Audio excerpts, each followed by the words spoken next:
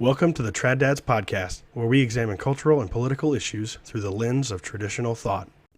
This week, I want to talk about cars, specifically the economic, financial, and other sort of aspects of cars. Obviously, not anything to do with repairs or anything like that, but so a little backstory for me. So I've always been very interested in cars. As a little kid, I had, I'd get Hot Rod magazine, and, unfortunately my dad passed when I was really young. And so I never really got to, grow up wrenching on stuff, like I probably would have if he had made it. But, recently I, kind of made a bold move and traded my, late model car in for a rather old truck that I was kind of fixing up, and spent quite a bit of money just kind of fixing it up and getting it running well. And, it was kind of fun to just learn kind of how to do basic maintenance and also bigger maintenance items. But it got me thinking recently about some of the things that I think people pick up and some of the sort of financial myths and stuff that are kind of floating around out there about cars. And so I thought I would just sort of collect a bunch of things together and kind of put them all together. The other experience that I've had is I also sold cars for a while when I was in college. So I kind of understand that component of it too, just from a business perspective. So the first thing I want to talk about is the 10-year-old program that lasted just a few short weeks, I think, called Cash for Clunkers. And this was a program in 2010, I believe, that basically if you had a vehicle that had quote-unquote bad gas mileage, you could turn it in through this program for $4,500 towards the purchase of a vehicle with good gas mileage. And I'll put a little short article up that summarizes the findings of an economics journal article. But basically what this program did is it basically made these vehicles inoperable. And of course it was, designed to be some kind of environmental thing. But all it really did was trade in a bunch of cars that were basically definitely not worth $4,500, and turn them in a little bit earlier, and then get a bunch of people to buy a bunch of cheap little high gas mileage cars. And it really didn't work very well in terms of its overall goal. This article has some interesting data on as far as like environmental impacts and stuff, and it was pretty modest. But part of the thing was that it was supposed to kind of goose, I guess it was 2009, but anyway, it was supposed to sort of help out the Detroit automakers. And of course, a lot of the quote unquote foreign cars that that are owned by other companies in other countries. There's, a lot of them are manufactured here in the U.S. and in Canada and stuff. But as far as being a boon to the actual, the Detroit automakers, GM, Ford, and Chrysler, it really didn't do much for them because a lot of them weren't making these super high efficient cars at that time as much as they are now. And so it was just kind of a funny little program, and it's like, and so predictably too, for a while there, for a couple of years, actually, it pushed up the price of used cars just because it took so many, tens of thousands of cars off of the market all at once, and that just pushed prices up. So it's just, this is kind of, I think, maybe one of the more obvious boondoggles in the car industry, and sort of along the emissions side of things. So I want to talk a little bit about emissions and equipment in general, and talk about some of the reasons why we have all of this stuff, and maybe give you a few pieces of information about kind of what's happening with vehicles because of this emission stuff. So because because of the innovations that we've had, especially catalytic converters in the 70s that changed some of the more harmful gases into basically just more inert stuff. And because of the computer-controlled engines we have today that are more efficient and can be tuned a little bit more effectively for emissions, there really isn't a lot left that cars are actually putting into the environment that's really that bad. Obviously, if you think CO2 is, the worst thing in the whole wide world, then obviously you've got a problem with cars in general, ever at all, really with any kind of power generation. That's not totally unsustainable from a profitability standpoint, like wind. But the real steps towards emissions improvement is about 30 years old at least.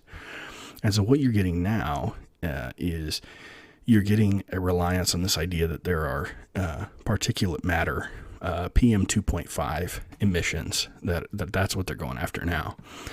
And the whole idea behind PM 2.5 emissions is that these fine particulate matter gets in your lungs and it harms you, and we have so many, we have these statistical deaths saved and stuff like that, and we have like this calculation for the value of a human life and stuff like this.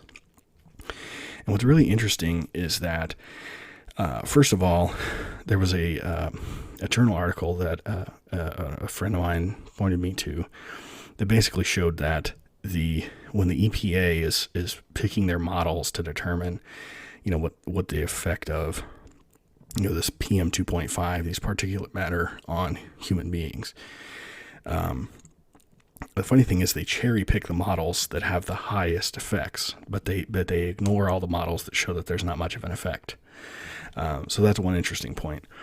And the other interesting thing is that this, even if you think that the particulate matter is really dangerous, it's really only dangerous for people who are very, very old because, their lungs are just degraded from, being alive for 85 years.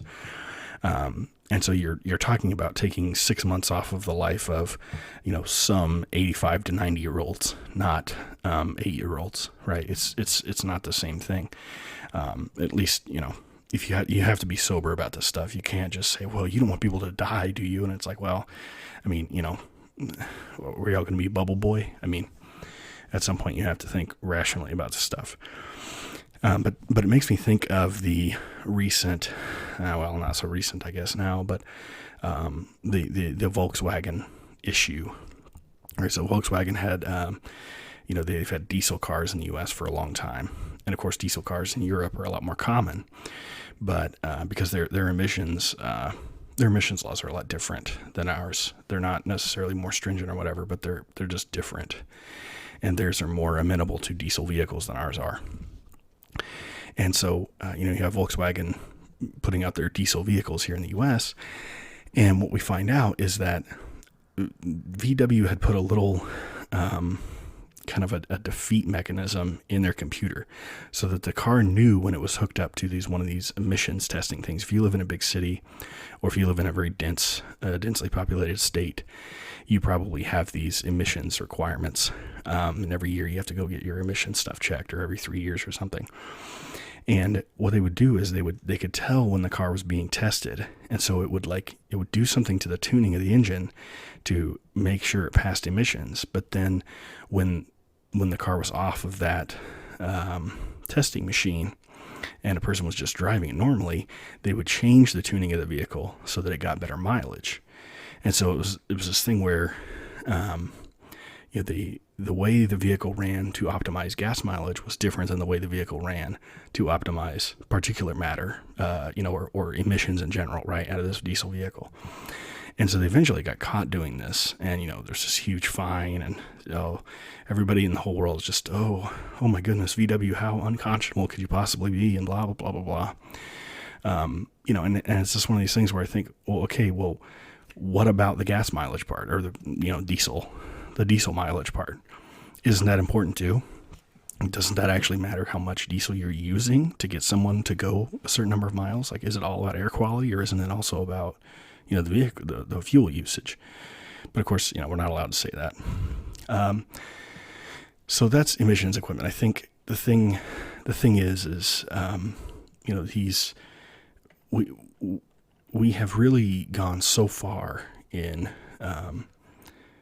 emissions stuff that there's very little more to do, and in the things that we're measuring really aren't that important. Particulate matter is not particularly dangerous to people. It's just not. I mean, if you live in a super dense city where there's buses and trucks going by all the time, well, yeah, it's not going to be good for you. I mean, it's probably dangerous to go for a run at that point, but don't live in the city.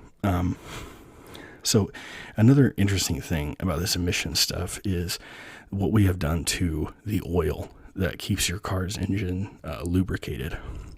And what's interesting about this is that there's all these concerns about how much oil is being used in the engine. And obviously an engine has a lot of moving metal parts, right? And so when all these metal parts are moving together, you need lubrication to keep the metal from, one metal part from tearing up another metal part, right?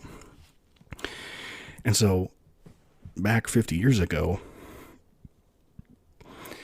the oil that we put in the engine to lubricate it was thicker, and it had certain additives in it that made sure that these metal parts didn't grind on each other, right? And so as a result, you use this certain types of oil, and, potentially it improves the longevity of the operation of that engine. Well, what we have now is we have vehicle manufacturers that have to fit in these very, very, very strict emission standards. And so what they have done is they have reduced the tolerances on the vehicle. So all of the metal parts are now closer to each other. They're putting more pressure on each other. And the oil that you can run in them is now thinner and has less of these additives that reduce this metal wear. And so we're actually reducing the how long these engines can operate because we have got this mindset about the type of oil and the usage of oil in the engine and all of this kind of thing. And so it's really interesting to see now that you're seeing.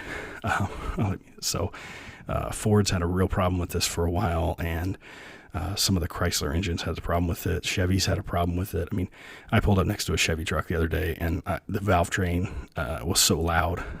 It was like somebody dropping a can of marbles over and over and over. And it's all because this oil is so thin. And so it wears these engines out prematurely. And so if you think about that, right? So we've got all this technology in the world, and now these incredibly expensive things are lasting shorter and shorter amounts of time. They're less and less durable. They're less and less, I wouldn't say necessarily less reliable, but they're more prone to these catastrophic failures because they just we're not using the right kind of oil. We can't use these additives anymore because they're not. It's supposedly not friendly, eco-friendly. So that's just sort of a strange sort of thing about it's like kind of like throwing away the this all of this knowledge about metallurgy and stuff like this. So the next thing I want to talk about is kind of the financial side of this thing. So it's sort of interesting. If you listen to guys like Dave Ramsey or whatever, these financial gurus that are supposed to help people with their sort of personal finances. So it's very interesting, the discussion you get from them about cars, right? So Ramsey, and you talk to somebody who's, maybe in the baby boomer generation or maybe a little older than that, they're just going to tell you, well, this is what you do. Maybe you finance your first car and then you pay it off. And then, maybe you have to finance a little bit of your second car because, the first car, I mean, I have quite enough saved up to do that second car, all in cash. And then after that, the rest of your vehicles for the rest of your life are just all cash. And so, and I would say, maybe the Dave Ramsey stuff has its place when people are really bad about managing money, but his thing is only pay cash for cars. And so it's interesting. There's a couple of things about this that just seem just really weird to me. So first of all, the safety technology moves so fast these days that, if you have small children, you want to get the safest thing you can afford, right? And so in some cases, then you're going to be talking about doing some financing. You're not going to just buy, if all you can afford is like, a 1978 Yugo, then that's not really going to work if you have like 3 little kids and you don't want them to die in a car wreck, right? So financing might be the only way for you to be able to do that and get, some of the more upgraded safety equipment. And of course, speed limits are, 75, 80 miles an hour, these days on interstates and stuff. So, there's really no way around that. So the next thing is, if you're going to pay cash outright for this car, like Dave Ramsey says, it's probably going to be older. Well, the thing about that is, there's lots of problems with that, but, if that car is older, number one, it's going to need more work done to it, right? A lot of the rubber parts are going to wear out. The wear parts of the engine are going to wear out. And so these things that only have to be repaired, they're built to wear out, but they only wear out, every 10, 15, 20 years and not every, 6 months or whatever, like an oil change, or every, year and a half or so, like a set of brakes or tires. These other things are more expensive and they're much more technically difficult to deal with. And most people don't have, number one, the know-how, and number two, the tools to be able to do these things. And now you can, you can go and, accumulate the tools that you need. You can learn online, how to do a lot of this stuff, but a lot of people just aren't comfortable with it. And so they're going to take it to a shop. But here's the thing. Shops absolutely hate working on old vehicles, because old vehicles are, rusted shut. There's more wrong with it. So you tear into this engine to try to fix one thing, and then you find 3 or 4 other problems. And then the guy doesn't want to deal with those problems because he doesn't have the money to pay for it. And it just creates a giant headache for the shop, right? And so shops don't like old cars. They don't like working on old vehicles that are, not well maintained, and they don't like bringing them up to current maintenance. It's a huge pain in the neck. And so, this creates a problem, right? So now you've got somebody paying cash for this car and assuming it's safe. Well, the other problem is, they might not be able to afford this maintenance, right? But it needs to be done, right? Because the things that are going to break are like steering components, or, the ball joints on the suspension that hold the wheels, together properly to the car. Crucial components of the engine, so that's not using oil all over the place. This is a huge problem from a financial standpoint. And what's really interesting about this is that, and I'll put a link to this, Edmunds. Edmunds is a car website. They have a really interesting article from November of 2018 talking about used cars and what people are spending on these used cars and the degree to which they are financing them. And so you kind of have this collective action problem where if everybody's financing their cars, then what will tend to happen is that will increase the price of those cars, right? If you let someone spread the cost of that of an asset out over time, then there's going to tend to be upward pressure on the capital value of that asset, and so especially you get into these sort of low interest rate things, and there's a lot of moving parts on that. But anyway, the point is, when everyone else is financing cars, it becomes much more difficult for you to not finance the car, because now a car that would have been maybe 10 to 20% cheaper if everybody was just paying cash, right? It changes the demand. It changes the demand component here. And so, you just think about standard supply and demand, right? You shift the demand curve and the price rises, right? So you can think about that way too. And so what's interesting is because there are so many people financing vehicles, the prices of these vehicles just keep climbing over time, faster than inflation. And so the thing is it's very difficult to get your head around, this concept of just paying cash for a car, because if no one else is doing it, it's not a matter of, oh, I'm just a lemming and I'm going to do what everyone else does. It's not that. It's the fact that because everyone else is borrowing money, I have no choice, because otherwise I wouldn't have transportation, right? Or I wouldn't have something that I need, right? Like maybe I need a truck bed, or I need 4-wheel drive because of where I drive, or, snow or something like that. So, that's a serious concern, and it's part of the economics of this thing that don't fit into this sort of financial guru, personal finance guru kind of thing. Another component of that, and maybe this fits in with the old car thing, but what's really interesting is when you're on the sales side of cars, there's this break that vehicles that are older than 10 years old, or vehicles that have more than 100,000 miles on them, are very, very, very hard to finance through the standard sort of like bigger banks or credit unions and stuff like that, right? They're less willing to take a risk on an older car or a car with more than 100,000 miles on it.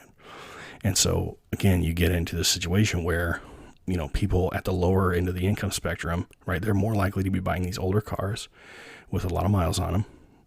And, those cars are still expensive, right? Because when sort of debt lifts all the prices of all the cars, it pulls those up too, right? Because it's all kind of relative, right? All the book values and stuff are based on relative mileage, relative age, and stuff like that. And so these cars that are really hard to finance, well, if they're really hard to finance, what do? You jack up the interest rate, right? And so that's where we get to the situation where the poorest people with the least money, right, they're still forced into using debt to finance a vehicle, because there's just no other way for them to be able to afford the vehicle. And then on top of that, they're paying much higher interest rates because of the difficulty for obtaining financing for older cars and cars with greater than 100,000 miles on them. Let's see. So I forgot one other thing on the emission stuff. So we have these things called catalytic converters, and they have a bunch of compounds in them with platinum and palladium and all these weird metals and stuff in them that take some of the more, environmentally unfriendly gases out of the engine and change them into a different form, a different gas. Okay. Well, the thing is that eventually they wear out. And the problem is they're very, very, very expensive. They're an extremely expensive part of the exhaust system. And I mean, you can be on the hook for, upwards of $1,000 for these things. And I look at these things as regressive taxes, right? Because these components aren't going to wear out for probably 100,000 miles or longer. And of course, people with higher, people with, more modest means are typically the people that are going to have these older cars. And so they're paying for, the replacement of these extremely expensive, emissions parts. I mean, and, there's the whole, there's the emissions components of the fuel system. They're very expensive too. And those, they've actually been designed to be expensive, I think. And so again, these are things that are going to be fixed later on in the life of the car. And, okay, yeah, you gotta build a steering system with rubber, and rubber wears out. So that's just the way it is. But do you have to have all of these emissions things on here that just happen to wear out when, the car is older and people, can't afford them? I mean, it seems like a regressive tax. Okay, so a couple last things here. So one, this thing I call the Asian quality myth.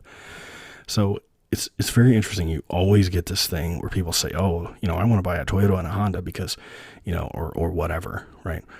Because they're really high quality, blah, blah, blah, blah, blah. And what I think is interesting about that is that, okay, yeah, most of the time, those brands do better on quality rankings than other brands, European or domestic U.S. makers. But the question is, how much better are they, right? So if it's just a ranking and it's not telling you like how much better it is, right? Number two, it's not including the higher cost of repair for those vehicles, right? So those vehicles are more expensive to repair. And, Europeans especially, but even the Japanese and Korean vehicles can be more expensive to repair. And secondly, the prices are higher. So if, you buy a Chevy Cobalt for $15,000 or a Honda Civic for $17,000, okay, well, that's $2,000 up front that you paid extra for that Honda for it to last longer. So, you think about, $2,000 over, I don't know how long you're going to keep it, right? 10 years? $2,000 over 10 years, right? That's a lot of money in repairs, right? Because you're paying for it up front. So, you do the time value money calculations and it's like, well, maybe the quote unquote less reliable Chevy that's cheaper to fix. And maybe I can fix some of the things myself, right? I mean, with these quality indexes, you also don't get an idea of what breaks, what's breaking. And they have these goofy categories like, oh, this is a catastrophic or this is a significant expense. And it's like, well, what do you mean by that? What is expense? You don't get to look under the hood of these quality indices. That's my point. So, my little, maybe I have a bias for, I guess I'm a Mopar guy, so I'm a Dodge guy, but, I think I've owned five Dodges, 4, something like that. Anyway, so the last thing I want to talk about is electric cars. And the thing about electric cars is that, they're new. And so there is this love for novelty, right? That a lot of people have. But there's also this really interesting dynamic of the expense of these vehicles. Number one, they're just more expensive. Because the technology is new and because, lithium ion batteries are insanely expensive and also volatile. So therefore dangerous, right? And what's so interesting is, internal combustion engines like diesels and gasoline cars, they need an infrastructure to support them, right? You have to be able to go to a gas station wherever you're at to refill it. And it's the same thing with these electric cars, but of course, their run times are significantly shorter than, the average internal combustion engine. And so, you're seeing these this infrastructure kind of get built out finally for these electric cars. But what's so interesting is I believe it was last year, the year before, a really cold winter, and all these people with these electric cars, like they were just getting stuck because their car, turns out when the battery gets really cold, it can't run as long. And so they thought they were going to get, 60 miles, but they were only going to get actually 40 because it was so cold outside. So there's a lot of, we're still learning, right? And one of the things that gets me about this stuff is this idea that, we're just, the battery technology is always going to be exponential. It's always going to improve. And, we're just waiting for the next breakthrough. We're just waiting for it, right? Lithium ion is not quite good enough. We're just waiting for that next innovation. But see, the problem is that reality has to hit you at some point. And it just turns out that gasoline and diesel fuel are really, really efficient and relatively safe ways of storing energy. And batteries are just not as efficient. First of all, to make a lithium ion battery, you have to have all of these heavy metals. You have to mine out of the ground. And, a lot of them come from, the communist China. And they are incredibly heavy. And you have to move them across oceans, right? So you can manufacture the cars. and they're kind of a disposal challenge, right? I mean, what do you do with a dead lithium ion battery that weighs 500 pounds? Yeah, I don't know. I don't know what to do with that. And they're just not as efficient because it can't hold a lot of energy. And so, yeah, we can talk all day long about, you got researchers that are looking for the newest battery technology. Well, another problem with batteries is the more energy you put in them, sort of per cubic inch of, size, the more volatile those batteries become, right? Lithium ion batteries will just like blow up on you. You have to be really careful with them. Like the battery in your little power drill that you have right at your house, you have to be careful with those batteries because they will pop on you, and they're very dangerous. And so then it's also an interesting component of this is just the cost of these batteries, right? It's okay. Yeah, they can, you can talk all day long about a warranty, but here's the thing. Warranties aren't a way for the companies to lose money, right? If they put a warranty on it, then they just put the price of the warranty parts that they expect to pay in the car, right? So it's like, I got a 100,000 mile warranty on my Kia and I just got a new engine. And it's like, well, yeah, I mean, you just paid for that. You paid for that new engine, when you bought the car. So, I mean, come on, like you can't there's nothing you're getting free with a warranty. So I found an article that said that, the replacement battery for a Nissan Leaf, which is a tiny little electric car, not a whole ton of money. It's like basically a little go-kart. $15,000 to have the battery replaced. That's unreal. $15,000. I mean, I don't even know if the car costs that much when you buy it. I mean, maybe it's more than that, but good grief. $15,000 is a psychotic amount of money to pay for this tiny little car. So, we get to this thing, right? Again, where we're like catalytic converters, but on steroids, right? Paying $1,000 to have somebody replace the catalytic converters in your, in your 2015, I don't know, Ford Focus or whatever, that sucks. But hey, $15,000 for a battery on your Nissan Leaf, yikes.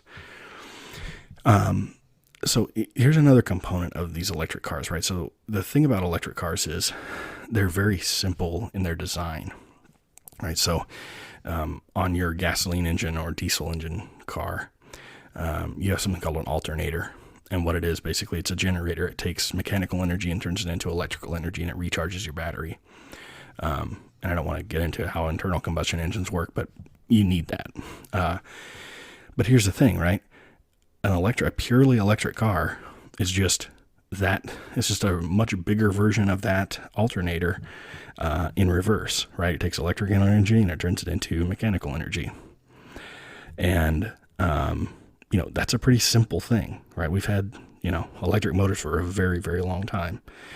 And the thing about them is number one, they are very simple. But number two, they are also not user serviceable, right? Most people these days do not rewind their own alternators. If you have to replace an alternator on a vehicle, you either have it rewound for you, right? You have it rebuilt. I mean, you have to replace bearings and other stuff too, but you have it rebuilt, or you go buy a rebuilt one, or you go buy a new one, right? This is not a user serviceable part. This is not like changing oil or, shampooing the carpets or changing a tire. Oh, well, heck, I mean, you don't even change your own tires these days. But there is it's not a user serviceable thing.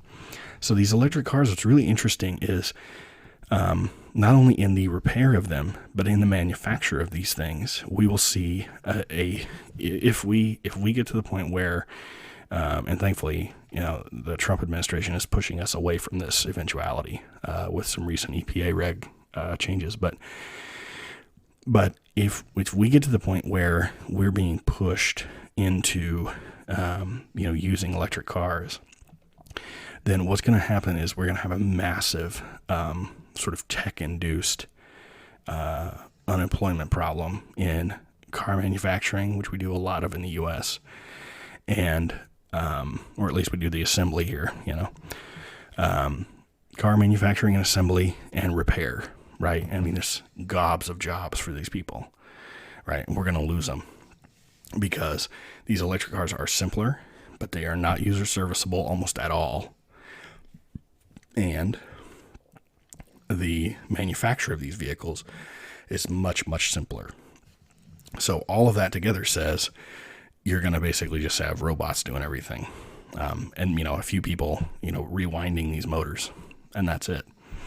So, kind of an interesting consideration here, right? It kind of tests your commitment to, okay, well, am I worried about jobs? Am I worried about, people being able to maintain a family? Am I worried about technology, at least in the short run, causing a lot of problems for people? Or am I worried about, particulate matter, PM 2.5 that may or may not actually hurt anybody all that badly? It's not cut and dried in my mind. Certainly not cut and dried.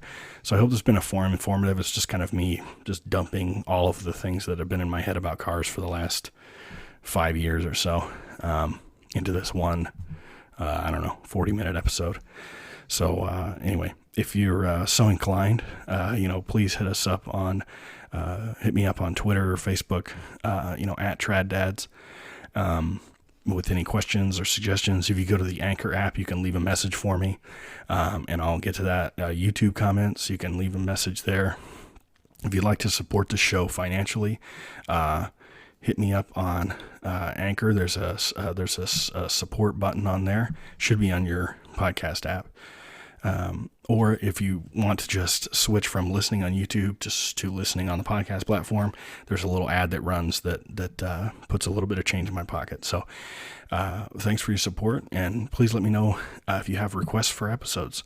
I've got a lot of stuff coming, but I'm always happy to have requests. So thanks for your time.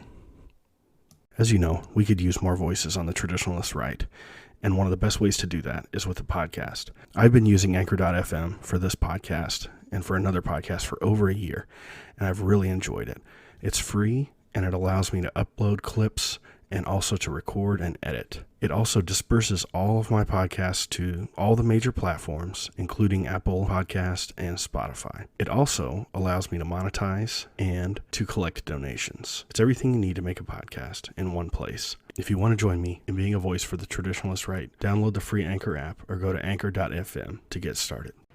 Thanks for listening to the Trad Dads podcast. If you enjoyed our show, please subscribe on your favorite podcast app and consider giving us a 5-star rating on iTunes. It really helps us out.